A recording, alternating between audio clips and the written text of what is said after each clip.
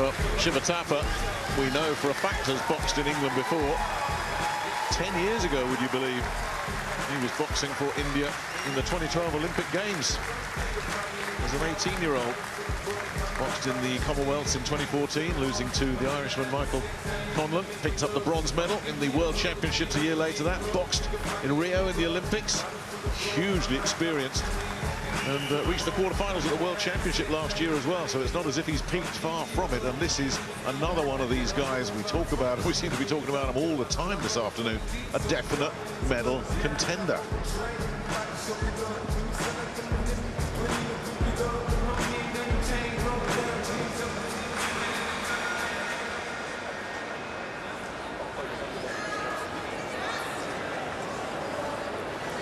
And his opponent fighting out of the blue corner, representing Pakistan, Suleiman Baloch.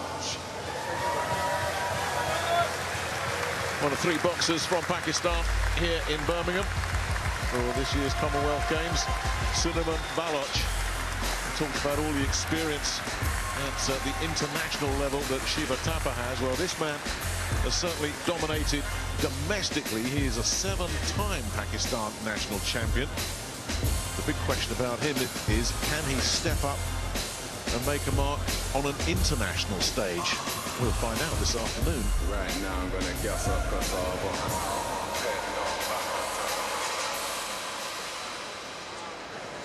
Ladies and gentlemen, this is a light welterweight contest fought over three 3-minute rounds. Introducing to you first, in the red corner, representing India, Shiva Thapa.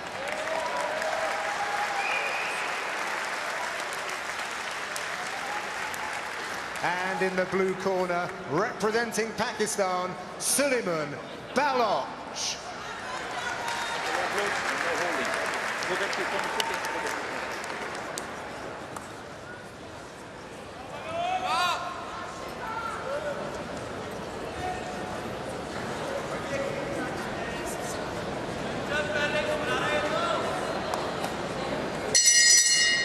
So, our third contest of this first session here of the Commonwealth Games in boxing features India in the red. Shiva Thapa, a hugely experienced multi-medalist, against Suleiman Baloch of Pakistan in the blue. India-Pakistan is one of those natural sporting rivalries that the world does throw up, so that just throws a bit of added spice into this one as well. But a chance, as I said earlier, Barry, for Baloch to show that he can step up and mix it at a higher level now. He's certainly been dominant at home. Can he transfer that dominance onto an international platform? Well, he's come out full of confidence, to be fair. The Tapa's, you see the more fluid boxer, the better natural movement, and he's trying to come in, but he's been caught with that right hand as he's come forward a few times here, Thapa, so he has to be aware. So these Baloch just come in with confidence. Good jab though there from Thapa, lovely jab. It sounds an obvious thing to say, but it's true. You've got to come in believing that you've got a chance of winning. If you don't have that belief in yourself, you really do have no chance. And as you say, Baloch has certainly come in thinking, well, yeah, I've got a chance here. Swung and missed badly with that left hook. Did leave himself open. Stop. That's it. Break. Step back.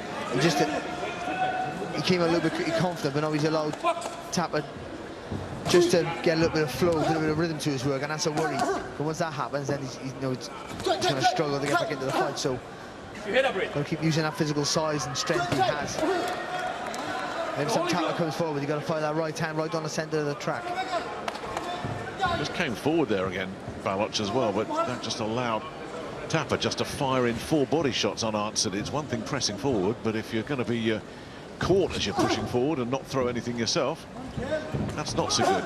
And at the moment, Thapa is doing a nice job of making his opponent miss. And then picks up the right hand.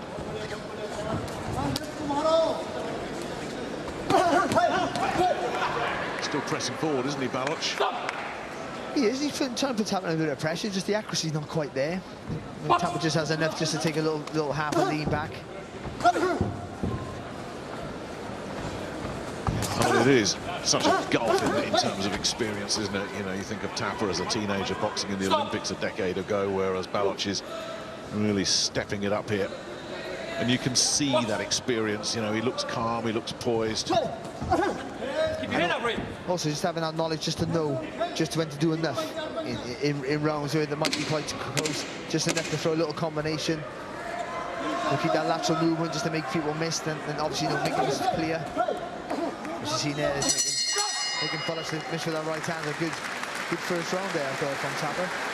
And for the first time at the Commonwealth Games boxing. But it's the opinion of the 5 scoring judges that what matters, and they all agree, and indeed one of them made that a 10-8 round, which is a little bit tough to swallow for Suleiman Balazs. And the boxers and the corners will know those scores as well. So if you lose the first round, I mean, the equation's very simple. You've got to win the next 2. Yeah, that's a double-edged sword, that, knowing the scores, because you know you have to do a good right hand there from Balazs there. That's a good shot, but you also might force just the pace and get yourself in trouble. Walk onto a shot, you know, where you think, oh, I need to do more work, and then you lose your shape a little bit. So, and a danger that you're going to feel a bit sorry for yourself when one of the judges gives you a 10-8 against you. And as you say, Balazs knows he's got to come out and do something about this. But without walking on the shots. Stop. Box. Oh, lovely, sharp left hand from Thapa at the end of that exchange as well. And then when Balazs come try and pay him back, he got tagged with the right hand there off Thapa.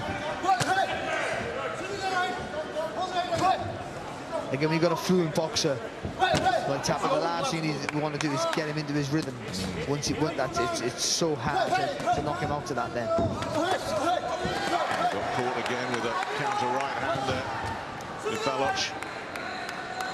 Picked another clever shot there, Thapa. Stop. Stop. It's getting what Balazs does. He throws a shot and he's trying to be aggressive, but the head's in the air. He squares his feet up a little, squares his shoulders up more than his feet. And actually gives Thapa the opportunity there to throw that right hand over the top, jump in with a left hook, and just pick him off a little bit. Keep your head up, Ray. Yeah, I mean, that is just slick. That's really neat. I mean, he set the trap, and poor old Balazs just walked headfirst into it, didn't he? Yeah, lovely of a body movement there from Thapa.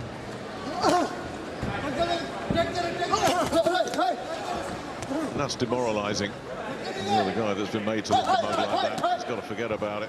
Well, look at it, boxing in spurts here, making the guy miss, frustrating him, making him tense up, and then when he jumps in the attack there, he can read it, make him miss, and just make him pay. Well, the winner of this one is scheduled to box the young Scotsman Rhys Lynch. That is some contest in a round of 16. I mean, you know, you could argue that's a medal match right there, but one of those two will not be anywhere near a medal. At the moment, it's Suleiman Balazs who looks like he's nowhere near a medal because everything is going wrong for him. Take a point off. Yeah, point deduction as well. That makes it hard. Again, that's all those things that make you tense up, you panic. I think you got to force the pace a little bit more now because you lost the first round, you're losing this round, and a point deduction. Well, it's a knockout or nothing for him in the 3rd round. Simple as that. He's certainly not winning this round. He wasn't winning it before the point deduction. And he's just in a comfort zone here, Shiva Thapa.